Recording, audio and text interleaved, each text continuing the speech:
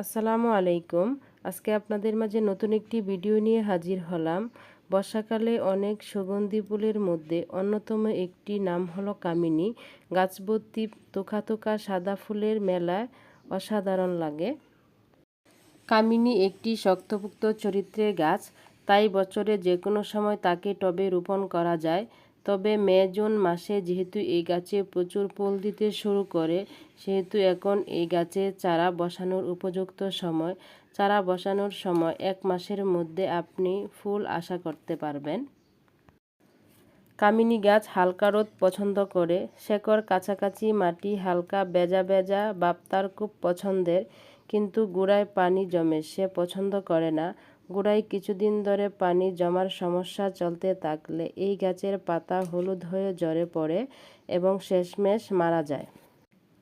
আমার এই গাছটি লাগিয়েছিলাম 6 মাস আগে। এখন এই গাছটি থেকে মাসে 2 বার করে ফুল পাচ্ছি। কামিনী গাছের এই মাটি তৈরি করতে 1.5 ভাগ এঁটেল মাটি, 1 ভাগ সাদা মিহিবালি, 1 ভাগ 1 বছরের পুরানো গোবর সার বা পাতা পচা সার বা ভার্মি কম্পোস্ট এবং বালি আধা ভাগ কোকোপিট এর সাথে ভালো করে মিশিয়ে নেবেন। কোকোপিট যদি হাতের কাছে পাওয়া না যায়, তাহলে কোকোপিট ছাড়া মাটি তৈরি করবেন। সেক্ষেত্রে 1.5 ভাগ এঁটেল মাটির সঙ্গে 1.5 ভাগ সাদা বালি, 1 ভাগ আগের বলা জৈব সার মিশিয়ে তৈরি করবেন।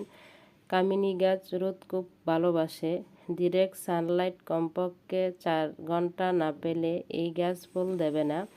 সারাদিনে রোদ পেলে এই গাছ সবচেয়ে বেশি খুশি হয় এবং প্রচুর পরিমাণে ফুল দেয়। কামিনী গাছের খুব বেশি খাবারের প্রয়োজন হয় না। এই গাছ খায় কম, ফুল দেয় বেশি। শুধুমাত্র জৈব খাবার দিয়ে এই গাছ প্রচুর ফুল পাওয়া যায়।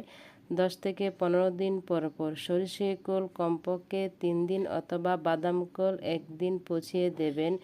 এই কাজটাই করবেন। হাফ লিটার পানিতে 1 মুঠো খোল দিয়ে পচাবেন। তারপর সেই পচানো খোল পানির সঙ্গে আরও 3 লিটার পানি মিশিয়ে সেই পানি যতটা প্রয়োজন গাছের টবে দেবেন। যাই হোক, বাজারে গাছওয়ালা বা নার্সারি থেকে এই গাছের চারা যখন নেবেন, তখন কমপক্ষে 1 ফুট উঁচু, কমপক্ষে 3-4টি ডাল যুক্ত সতেজ, নিরোগ ও কীটপোকাবিহীন সুস্থ চারা ভালো করে দেখে শুনে তবেই কিনবেন। চারা বাড়িতে এনে 7 দিন রাখবেন বাড়ির আবহাওয়ার সঙ্গে মানিয়ে নেওয়ার জন্যে, তারপর রিপোর্টিং করবেন। কামিনী গাছে এই ফুলের গন্ধ দিয়ে সকাল ও সন্ধ্যাতে বাগান একেবারে ভরিয়ে রাখে। ভিডিওটি যদি ভালো লাগে আমার চ্যানেলটি সাবস্ক্রাইব করে পাশেই থাকুন। আল্লাহ হাফেজ।